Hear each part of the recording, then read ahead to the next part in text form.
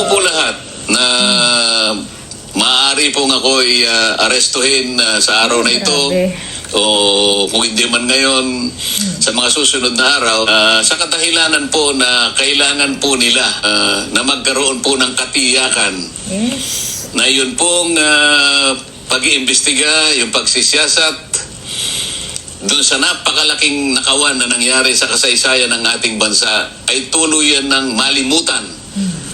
Ito lamang ang paraan nila para wala na pong magtatangka Yes, totoo yan. na masugid na gagawa ng kanyang tungkulin, na tukuyin saan man tayo makarating. Tukuyin ang lahat ng mga taong nasa likod ng napakalaking nakawan na ito, sapagkat sila po ay nakagawa hindi lamang ng kataksilan sa bansa, kung hindi napakalaking kasalanan po sa inyo. Kaya lahat po ay gagawin nila. True.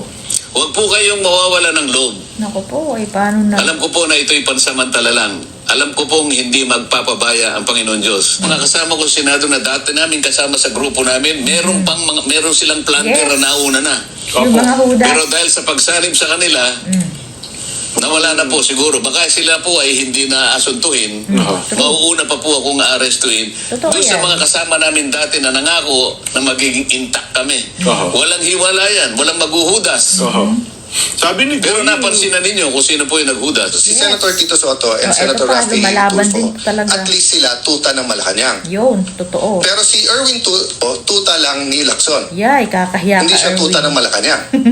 Diba? Kasi nga may hawak sa kanya si Senator Lacson. Ayun, kaya naman pala. Na alam sa rin kanya. to eh, baka pategi Oh, si... yun totoo. Oh, Erwin Tulfo, eh. isa-isay natin hawak sa'yo. Gusto mo? O yung kontraktor na balik-balik sa office mo, Naku po. yung kontraktor sa party, marami pang iba. Doon muna tayo. Marami pang iba. Di ba? Okay. So sabi nung iba, kung sasabihin mong tuta, ano si Senator Lacson? Hindi na po tuta si Senator Lacson, aso na po. So ayun na nga, grabe no, talagang aarestuhin nila si Senator Marcoleta. Talagang ipinilit nila yung plunder kasi na sinasabi nila dyan na non-bailable. Hindi talaga, kasi hindi naman yung fund ng government yung kanyang, yung pinipilit na kaso na yun sa kanya. Grabe talagang nagpapaalam. Ano kasi to si Senator Marcoleta, sumusunod kasi to sa batas. Kaya lang, mali na kasi kaya sana naman yung yung kanyang mga kapatid na iglesia ay back-upan talaga siya. Kasi ngayon parang gusto na rin daw guluhin yung iglesia, parang gustong sugudin kasi nga parang gustong kuhanin si Senator Marcoleta. So magkakaalaman, pati ba naman yun, ginawa nyo na yan sa KOJC. Nagtagumpay kayo, nakuha nyo si Pastor. Si Senator Marcoleta sasama naman Hindi nyo kailangan guluhin yung iglesia. Tapos ito nga, isa pang lumalaban din ay tuloy-tuloy si Senator Alan. Talagang niraratrat niya si Lacson, yung magkapatid na Tulfo, saka si Soto. Kasi syempre may alam din to kaya lang tagilid rin to, baka ito ipategi kasi hindi nila makasuhan, walang may ikaso dito kay Senator Alan, kaya grabe. Kung ganyan, paano na? Wala namang ibang tatakbuhan, wala na talagang batas. Kaya ano na lang yung sinasabi nga na kailangan na lang talagang lumabas ang mga tao at sapilit ng palayasin tong bangag na to. Ito po lahat na maaari pong ako'y arestuhin sa araw na ito. Grabe. O kung hindi man ngayon, sa mga susunod na araw, sa kadahilanan po na kailangan po nila na magkaroon po ng katiyakan, na yun pong pag-iimbestiga, yung pagsisiyasat, doon sa napakalaking nakawan na nangyari sa kasaysayan ng ating bansa ay tuluyan ng malimutan. Ito lamang ang paraan nila para wala na pong magtatangka na masugid na gagawa ng kanyang tungkulin, na tukuyin saan man tayo makarating.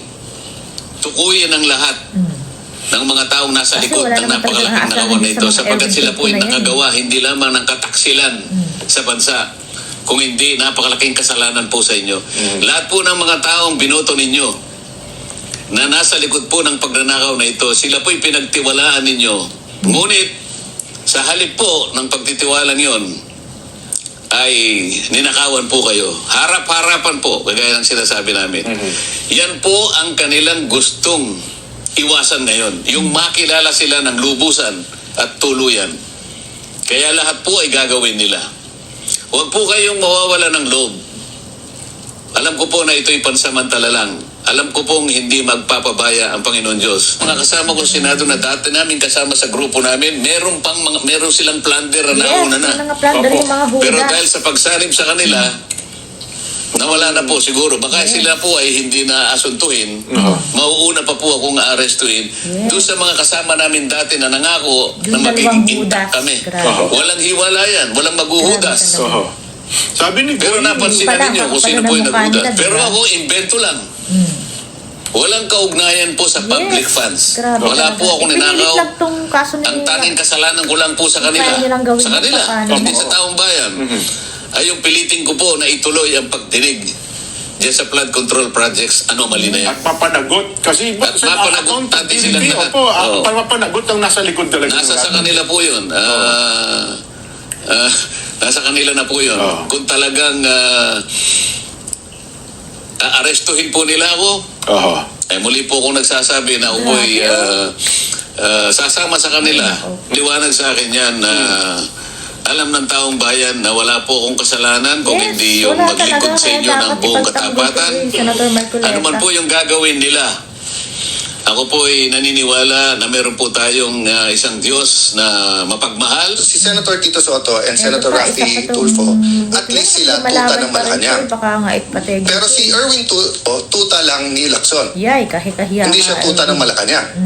Diba? Kasi nga may hawak sa kanya si Senator Lacson na alam sa kanya.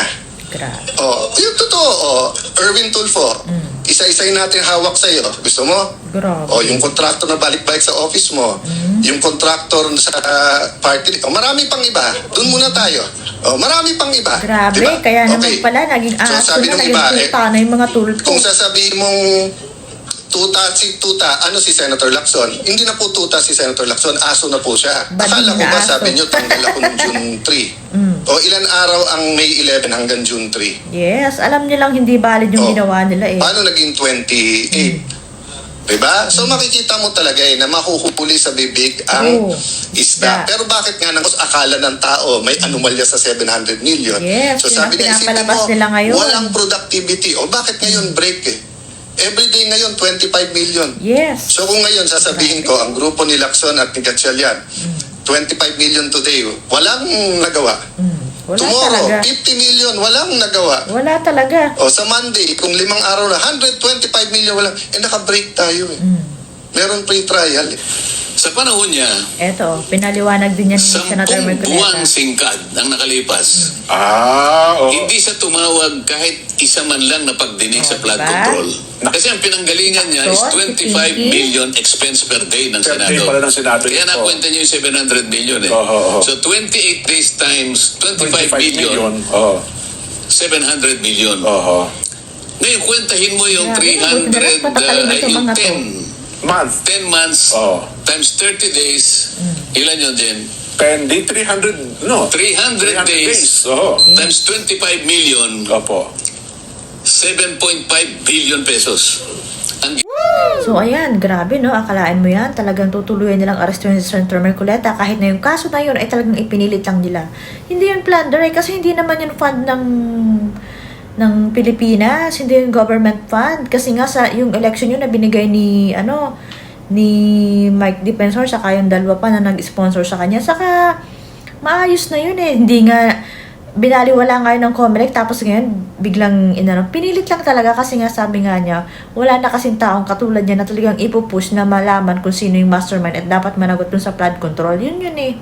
Saka dun sa impeachment nga, talagang yayariin nila. So kung ganito na, paano pa, 'di ba? Paano pa 'tong mga tatayong to kung iniisa-isa lahat na nga ikukulong? Sino pang lalaban, 'di ba?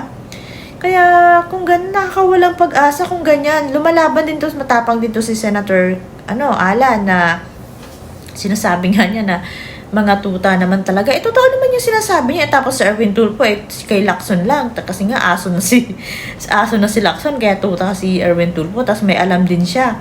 Talagang itong mga taong to, itong sinasabing majority na to, yung maletagang na yan, talagang may mga tinatago sila. Kaya ganyan na lang sila ka walang hiya. Pilit nila pinagtatakpan yung mga sarili nila. Bakit kasi pinapayagan yung ganito, Lord? Baka naman. Sobra na kasi. Talagang kailangan nang tapusin yung mga ganito. Wala na. Pag kinulong si Senator Marcoleta, tapos si Bato nagtatago, si Bongo, wala na. Uubusin nila. Akalain mo yan. Ang Congress naman, wala kang maasahan doon. Tapos yun nga, sinasabi to ni Senator Marcoleta. Yung mga kasama nila naman nangako-ngako pa sila, na walang na-intact sila, na walang maghuhudas. Ayan, di ba? Kasi yung dalawa doon, nahudas nga, si Joel at si Cheese, meron na yung nauna pang plunder, na yun yung panakot sa kanila. Tapos ngayon, mauuna pa si Senator Marcoleta dahil sumanib na nga yung mga hudas dun sa kabila. So pag yan ay hindi talaga lumabas yung mga kaso na yan, na non-bailable din, alam na. Sa bagay, alam naman na gano'n talaga ang nangyari. Kaya lang, grabe naman. So, talaga bang walang kahiya-hiya kahit konti? Sabi nga ni Captain Dado, kung kayo nagbabiolate ng batas, bakit? Paano? Dapat kami na rin. Mag-violate na lang tayong lahat. Magkagulo na lang tayo kung ganyan din lang. Kasi nga, wala na wala nang tatakbuhan. Akalain mo, ang tigas-tigas na mukha ng mga to. Tapos ngayon, sabi nga ni Senator Alan, nahuhuli talagang isda sa bibig kasi nga, yun pala, tinatanggap nyo pala na ganun katagal na siya na SP para lang, makompute no na malaki ang gastos na wala namang nangyari. Paano ginulo nyo ng ginulo? Kita nyo?